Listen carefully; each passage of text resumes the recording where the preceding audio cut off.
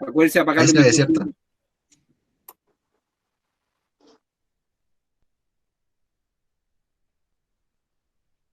Ya. ¿Parto nomás? Dale nomás. Ya. Buenas tardes a todos, entonces. Mi nombre es Juan Pablo Meneses. A continuación les voy a presentar los avances que llevo hasta ahora en mi proyecto de investigación titulado Cuantificación de agua y grasa usando inteligencia artificial y modelo teórico de señal. Bueno, la enfermedad de hígado graso no alcohólica es una patología cada vez más común a lo largo del mundo. Eh, a modo de contextualización, en Estados Unidos afecta aproximadamente un cuarto de la población. Y esta enfermedad también representa una etapa temprana y irreversible de afecciones más complejas, como lo puede llegar a ser en última instancia la cirrosis no alcohólica, una patología que entre los años 1990 y 2007 causó más de 24.000 muertes en Chile. Un biomarcador relevante para detectar la enfermedad de hígado graso no alcohólica es la fracción de grasa hepática, la que generalmente se mide a través de biopsias, que presentan una serie de desventajas, como sabemos, que asociadas a su carácter invasivo y también a imprecisiones debido a su muestreo. Una alternativa que ha ganado importancia en los últimos años a estas desventajas de las biopsias es la cuantificación de grasa hepática utilizando imágenes de resonancia magnética.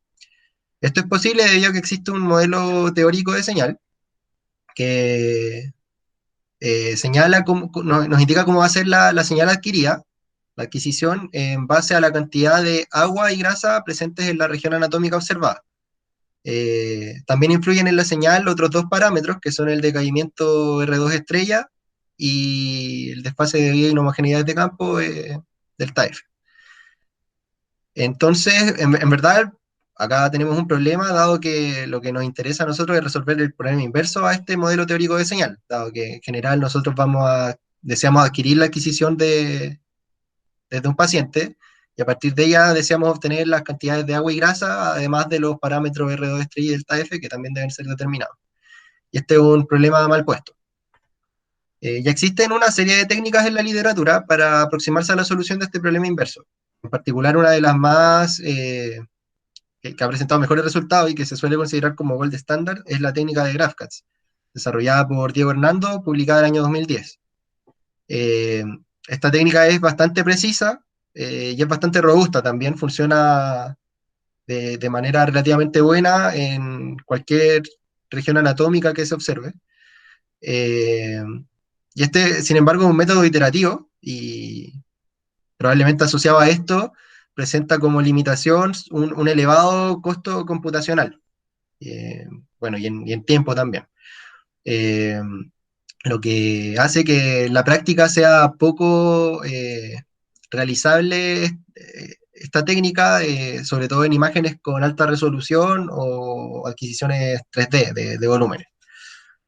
En los últimos años han aparecido otras técnicas que han hecho uso de inteligencia artificial, técnica muy estudiada en este último tiempo. Eh, En particular, bueno, acá voy a describir un poco la publicación de este autor, de Goldfarb, del año 2019, que resume bastante bien todas las otras aplicaciones similares que han aparecido, eh, en donde se hace uso de una red neuronal convolucional con arquitectura UNet, que, bueno, acá se puede ver el diagrama que aparece dentro del mismo paper. La arquitectura es más o menos esta, se ocupan filtros convolucionales codificadores que van disminuyendo en su dimensionalidad, pero aumentando en cantidad. Arriba se puede ver la cantidad de filtros, 96, 192. Tenemos que se llega a un espacio latente y después se decodifica para llegar a los mapas cuantitativos deseados. Eh, bueno, en el caso particular de este paper se usaron imágenes con 12 tiempos de eco, con componente real imaginaria, por lo que los inputs eran 24 matrices. Y el output, los outputs eran los cuatro mapas cuantitativos deseados, el mapa de agua, grasa, el de R2 estrella y el de Fieldman. Para el entrenamiento, sin embargo, se ocuparon, bueno, como input una base de datos con adquisiciones y como labels de entrenamiento los resultados obtenidos con la técnica de GraphCADS anteriormente.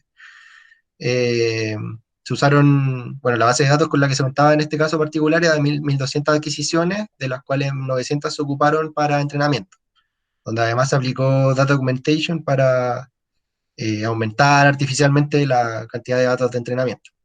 Se usaron acá rotaciones en 90 grados, por lo que era como un factor de por 4 este Data Augmentation. Eh, bueno, los resultados se pueden ver acá cualitativamente, digamos, eran bastante buenos, eh, un poco más suavizados quizás, sobre todo en estos mapas de R2 estrella y el de Filma. Eh, bueno, y el proceso a grandes rasgos se utilizó en este paper y en todos los papers existentes en la literatura, fue de un tipo de entrenamiento llamado supervisado, en el cual se tienen datos de entrada, de input y labels, y a partir de estos datos conocidos con anterioridad se hace el entrenamiento. En este caso, por ejemplo, bueno, en realidad en todos los casos existentes, se hizo un ajuste de los parámetros de la red, de los pesos de la red, usando una función de costo de tipo error cuadrático medio, en la que se evalúa la diferencia entre los mapas de referencia y los mapas que sostenían a la salida de la red. Y de esta forma se obtenía el modelo final con arquitectura UNet resultante, al cual uno le podía ingresar un nuevo input, unas adquisiciones de algún paciente, que tenían que tener la misma cantidad de tiempos de eco y obtener a la salida los mapas cuantitativos de interés. El problema acá era que estos labels de entrenamiento eran obtenidos con la técnica de GraphCADS, lo que hace cuestionarse si en verdad era robusto el modelo resultante, dado que al final como que lo que está haciéndose es que el modelo aprenda a replicar la técnica de GraphCADS y más encima hasta el caso de particular del estudio de Goldfarb era aplicado a imágenes de corazón, por lo que la robustez de este modelo no es del todo óptima. Para lograr abarcar una mejor robustez eh,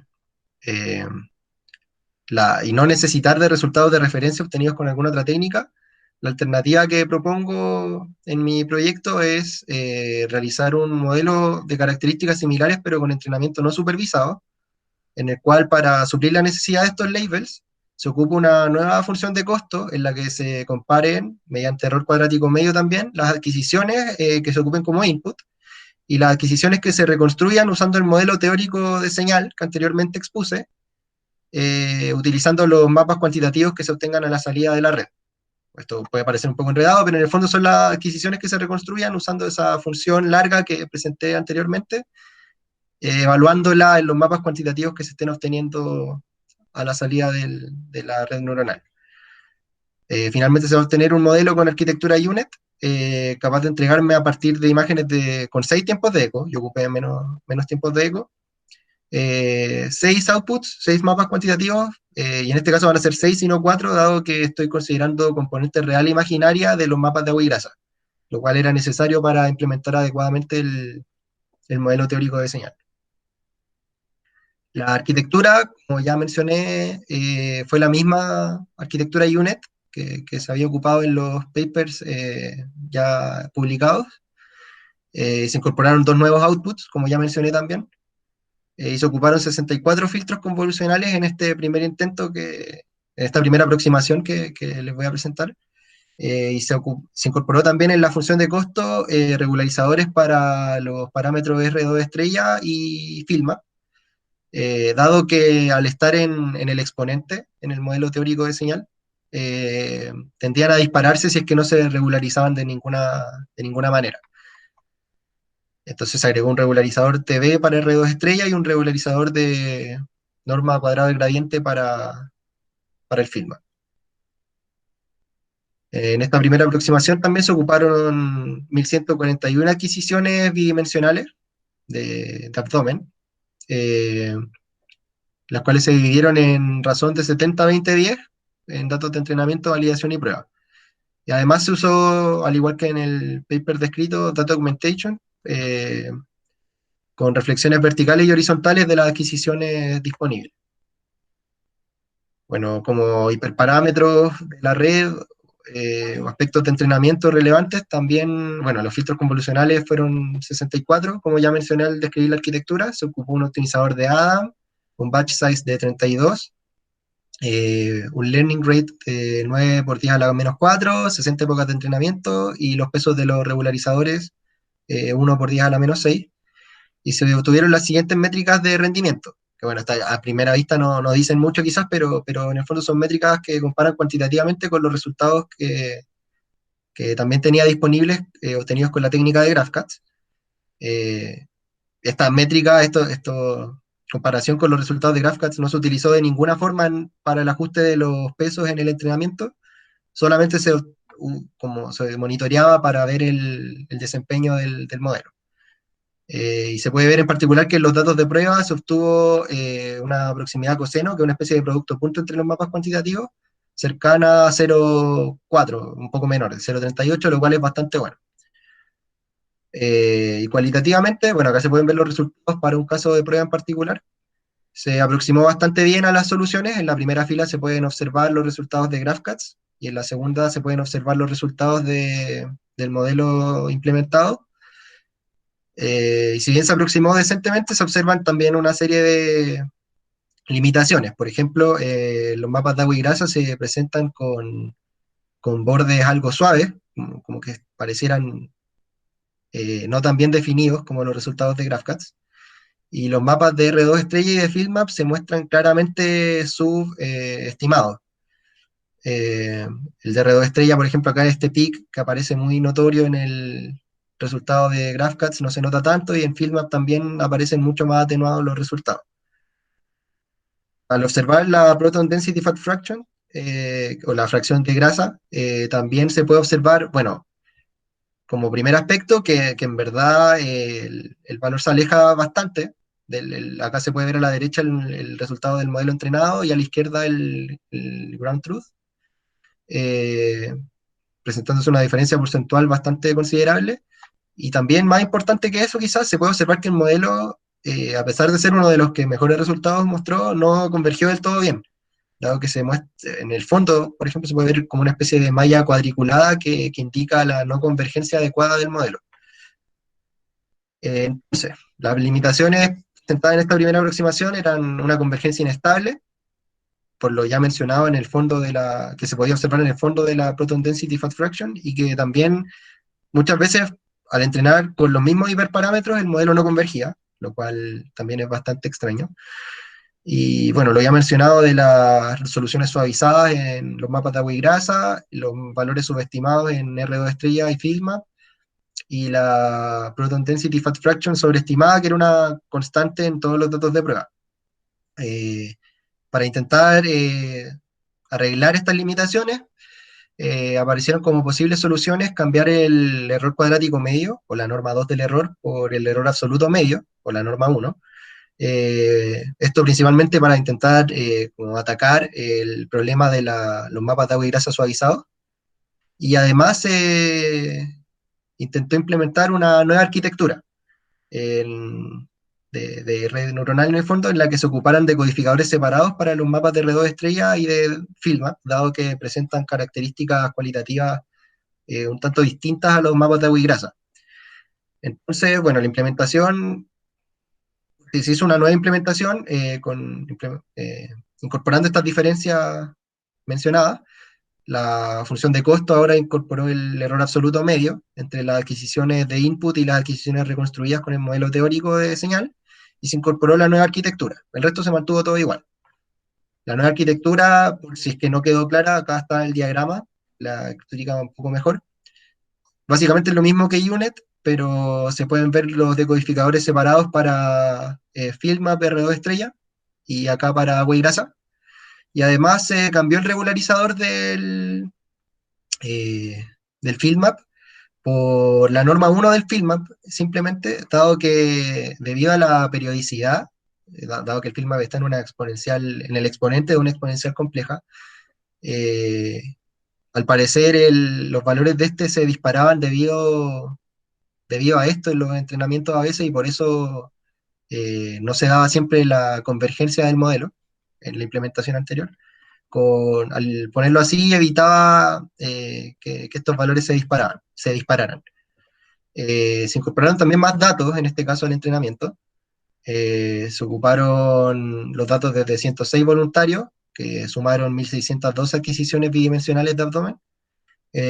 También se dividieron en razón de 70-20-10 y para entrenamiento, validación y prueba, y se conservó las mismas técnicas de data augmentation implementadas anteriormente. En cuanto a los hiperparámetros, se incorporaron más filtros convolucionales esta vez, se ocuparon 72. El optimizador y el batch size también fueron iguales, Adam y batch size de 32. El entrenamiento ahora fue más lento, eso sí, se redujo el learning rate a 8 por día a la menos 5, aproximadamente un orden de magnitud menor, y se ocuparon más épocas de entrenamiento, por lo mismo, debido a que la convergencia era más lenta, y se ocuparon valores de pesos de los regularizadores de 2 por día a la menos 7 y 5 por día a la menos 8. Nuevamente, al comparar con los resultados de GraphCats, se obtuvieron las siguientes métricas, en las que, en particular para el set de prueba, de testing, el valor mejoró, la proximidad coseno se acercó a 0,4, lo cual es bastante bueno. Y cualitativamente también mejoraron notoriamente los resultados. Puede ver que los bordes en los mapas de agua y grasa resultantes quedaron mucho mejor definidos que en el caso anterior. Se puede observar también que los valores de R2 estrella y de Fieldmap quedaron mucho menos subestimados, a pesar de que en el Fieldmap aún se presentan ciertos problemas con los valores negativos, en este caso particular. Eh, y al observar la Proton Density y Fat Fraction, también se observa que ahora sí convergió el modelo, el fondo se observa liso, ¿no? Con esa malla cuadriculada que se veía anteriormente, y se observa que al observar el valor de fracción de grasa en este segmento marcado acá, correspondiente a la región hepática, sí se acercó mucho más el valor, cercano a 6% era la referencia, y acá dio 7, así que bastante bueno. Sin embargo, se presentaban algunos otros inconvenientes. Acá se puede ver otro dato del set de prueba. Se presentaban a veces estos peaks que se observan en el mapa de las dos estrellas, que bueno, acá quedó bien al borde, entonces no alteró los resultados de los otros mapas, pero al quedar en algunos otros datos quedaba un poco más dentro de la región de abdomen observada y podía alterar un poco los otros mapas cuantitativos. Y bueno, la Proton Density Fat Fraction a veces se pasaba para el otro lado, en el modelo anterior quedaba sobreestimada a veces tendría a quedar subestimada, como en este caso que el valor de referencia era de 17% aproximadamente y acá dio casi 13%. Pero era una diferencia aceptable dentro de todo. Y otra prueba interesante que se hizo con este modelo entrenado fue que se probó con un fantoma simulado, que es este de acá, una especie de cilindro con como tubos de ensayo, por así decirlo, en un corte axial. Y se observó, bueno, los resultados claramente no son óptimos, pero sí se observó cierta aproximación a los resultados de referencia, lo cual habla bien de la robustez que se puede llegar a alcanzar con un modelo de este tipo. Recordar que no se utilizó ni un dato similar a este fantoma en el entrenamiento, por lo que la geometría asociada a este fantoma es totalmente distinta. Y bueno, al observar la fracción de grasa hepática se veía también de grasa hepática, perdón, la fracción de grasa en estos tubos de ensayo que se presentaban en este fantoma, se observó que si bien en algunos casos se alejaba considerablemente, en otros se acercaba bastante mejor. Obviamente estos resultados aún son mucho más mejorables y debido a esto el trabajo futuro asociado a este proyecto probablemente apunta a eso, a entrenar o pre-entrenar el modelo con una base de datos simulada, que presenta la ventaja que puede generar obviamente una mayor cantidad de datos, que siempre es deseable para el entrenamiento de este tipo de modelos, y esto posiblemente ayude a aumentar la robustez del modelo, de forma tal que sea capaz de resolver el problema inverso sin importar si son imágenes de abdomen o de corazón o un fantoma simulado. Esto sería mi presentación. Muchas gracias. Gracias, Juan Pablo. Preguntas del público. Pablo, dale. Oye, gracias Juan Pablo, lo encontré súper entretenido y bien notable los resultados. Una cosa me llamó la atención es que el índice de ajuste te dio mucho mejor para el test, para el conjunto de test que para el entrenamiento. Eh, eso, sumado a que el número de imágenes con que estáis entrenando es bastante bajo, o sea, al principio eran 40, después 100, si no me equivoco, personas. Claro, sus personas sí. Personas, porque uno supondría que hay una cierta correlación entre las distintas alturas de la misma persona. Claro, sí. Y que el número de épocas que usaste es, pero súper poca. Entonces, me da la impresión de que no está bien entrenado todavía esto. O si sigue entrenando, a lo mejor se va a ajustar demasiado a esos datos. Entonces, la pregunta mía era, ¿por qué cambiaste de modelo cuando en realidad a lo mejor como que faltaba entrenamiento? Porque el entrenamiento no llegó a un buen número. Esa es la pregunta Claro. 1. Y la 2, bueno, la 2 la hago después. Veamos esto primero. Ya, lo primero, con respecto al primer modelo, ya que tiene mucho que ver con esto que hablé de la convergencia inestable. Al final, muchas veces dejaba exactamente igual los hiperparámetros y las condiciones de entrenamiento y todo, y el resultado era mucho peor, a veces era mejor. Entonces, obtener estos resultados, que es lo mejorcito que me dio, no los logré obtener de nuevo, la verdad. Y justamente debe haber habido algún problema con el entrenamiento o con la arquitectura o con la función de costo, y por lo mismo como que desistí un poco de seguir iterando dada la inestabilidad que estaba presentando el modelo. Okay. Y en cuanto a lo de el mejor porcentaje o el mejor rendimiento en el set de datos de prueba con respecto al entrenamiento, tiene un poco que ver con cómo está implementada la aumentación de datos, la data augmentation, dado que en el fondo lo que hace eso no es agrandar el set de datos de entrenamiento, lo que hace es ir aplicando cada una de estas reflexiones verticales y horizontales que mencioné en cada época. Entonces, en el fondo, como que en cada época es distinto el set de entrenamiento, no sé si se entiende, como que son distintas las adquisiciones que se están mostrando. Por ejemplo, en una primera época de entrenamiento puede que la primera imagen se muestre así, y en la segunda época va a estar así. Entonces no son los mismos datos, y por lo mismo en el entrenamiento da un porcentaje un poco peor de rendimiento. Okay. Ya. Oye, un comentario y la otra pregunta, si es que no, a menos que haya otra gente esperando. El comentario es respecto de creo que es una súper buena idea entrenar con datos sintéticos. Me da la impresión de que es una manera de no casarte a un abdomen, por así decirlo. Y la pregunta tiene que ver con eso, porque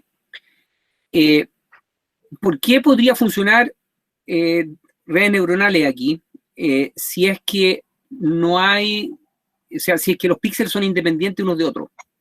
O sea, en el fondo, ¿qué tan lejos puede afectar un píxel a otro? Porque en el fondo, si tú entrenaras a nivel de píxel, ¿funcionaría? O de alguna manera tú has colocado la influencia, por ejemplo, de los resonance que puede trasladar las cosas de un lugar a otro, porque uno podría pensar, oye, si la fórmula esa que tú nos mostraste es píxel a píxel, entonces, ¿por qué entrenar con imágenes y no con píxeles?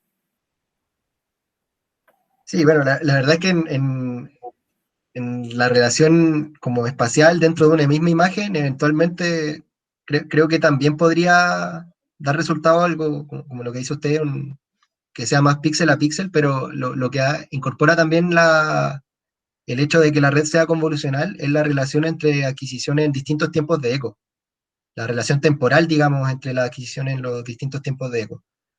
Dado que ahí sí hay una relación clara, que también está descrita por el modelo de señal, que es la relación temporal del decaimiento y el desfase en la señal píxel a píxel. Entonces, yo creo que en verdad a lo que apunta más este tipo de arquitecturas para resolver este problema es apuntar a la relación temporal entre los distintos tiempos de eco. Pero claro, eventualmente también sí incorpora el efecto del delta F y bueno, eso, pero A eso apunta más bien la arquitectura. ¿Puedo hacer un pequeño comentario? Sí, dale. Bueno, yo creo que sí, la relación espacial que tienen los píxeles también es a través del field-map. Y dado que el artefacto que más podemos encontrar acá es el swap, este cambio de agua y grasa, y también esto se debe a que en realidad la función con la exponencial tiene múltiples soluciones. Entonces, normalmente lo que uno hace con los métodos de optimización regulares para resolver estas cosas es que pone un regularizador en el field-map para que sea suave, por ejemplo, de manera que no ocurran los swaps. Entonces, ante esta no linealidad, digamos, del problema, estamos explorando, Juan Pablo está explorando, a ver si con redes neuronales podría ser una forma super ad hoc de resolver esto, y también con un costo computacional bajo, digamos, como para resolverlo, porque también en la medida que agregamos regularizadores y 3D, esta cuestión se demora cada vez más con los métodos convencionales de optimización que conocemos, aunque usemos ADMM y todo ese tipo de cosas. Entonces yo también creo que ahí hay un valor, en el fondo. Y eso, sí. Y bueno, y lo otro también es que a lo mejor, como están haciendo denoising estas cosas, también, Claro, a medida que uno disminuye la razón señala ruido, tal vez podrían funcionar bien estas redes. Y también está una idea que anda rondando también en la literatura, que es que tal vez estas redes con menos ecos pueden solucionar el problema. De hecho, hay algunas locuras en algunos papers que con un eco pueden entregar la fracción de agua y grasa y no funciona bien, pero se aproxima. claro, hoy día hay una limitación en cuanto a que para que funcione mejor hay que adquirir cada vez más ecos, por ejemplo 12, y a lo mejor con estas redes lo podrían solucionar con ecos, por ejemplo, al hacer denoising al mismo tiempo. Eso. Perfecto, gracias, Cristóbal. Gabriel. Hola, ¿cómo están? Bien. Hola, Gabriel. Ya. Oye, qué bueno que te funcionó la modificación que habíamos propuesto. O sea, Sí. sí. Ya, te tenía un par de preguntas con respecto a la arquitectura. ¿Qué largo usaste en el cuello de botella? O sea, ¿cuántas convoluciones? ¿Usaste algo especial en el cuello de botella? ¿O simplemente usaste un puro volumen? No, un puro volumen, es tal como sale acá. Tú te referías acá en el espacio latente, ¿verdad? Sí, exactamente. En el fondo, ¿cuánto cómputo usaste en el espacio latente? O sea, solamente es una convolución de, creo que son, no sé, 1024 filtros. 1152. 1152, ya. Ajá. Ya, entonces estoy usando una pura convolución. Quizás sea bueno como alargar ese cuello de botella con bloques residuales, en ese sentido, para permitir un espacio latente un poco más trabajado, ¿cachai? De tal manera de que pueda salir a los decoders con un espacio latente con más información. Ya. ¿Ya? Lo otro que te quería preguntar es si probaste hacerlo con el ciclo inverso también. No, ¿No? ¿Todavía no? Ya, todavía no. ok. Ya, eso nomás era. Ya. ¿Pero qué es lo que es el ciclo inverso? Que tú estás tratando de resolver el problema inverso porque tenéis el modelo y queréis lo invertir mediante, en este caso, la norma 1. ¿Ya? Entonces, el ciclo inverso sería tomar la solución que te da la red neuronal y aplicar el modelo a ver si llega a la misma solución inicial.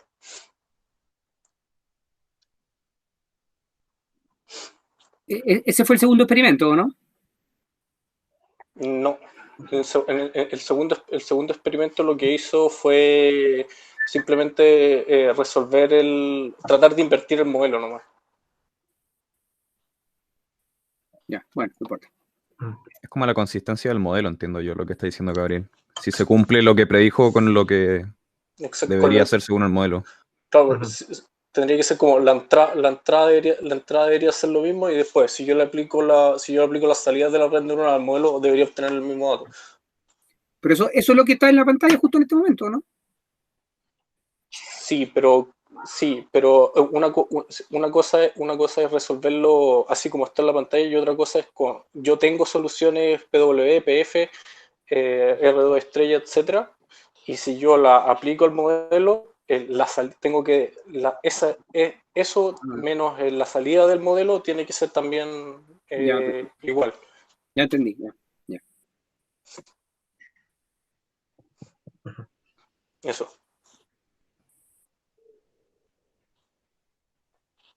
Súper. Carlos, tú tenías una pregunta. Sí, de hecho tenía una pregunta con esta diapositiva que está mostrando ahora Juan Pablo, que según entendí lo que dijo Cristóbal, el gran problema que tenía el FieldMap es que se generaban swaps, porque habían frecuencias que podían dar la misma solución en la exponencial, en el fondo. Y tú estás tratando de regularizar eso en la función objetivo que está en el cuadradito celeste. Sí.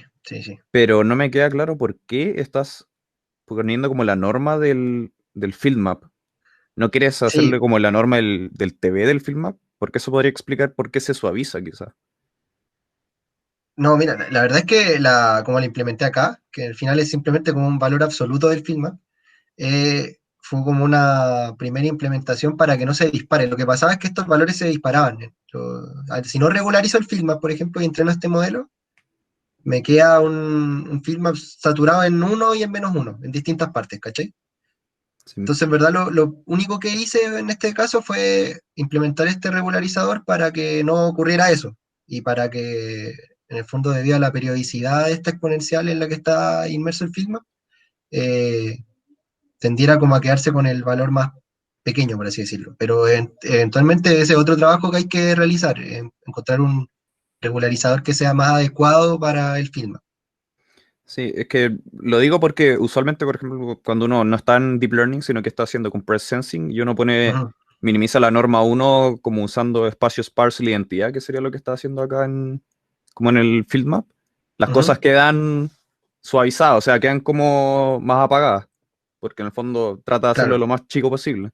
Entonces quizá eso puede explicar esas subestimaciones que se te están generando. Sí, yo también creo lo mismo, pero al final era como el menor costo, por así decirlo, era lo que estaba dando, lo que sacrificaba y hacía que me diera mejores resultados por el momento al menos.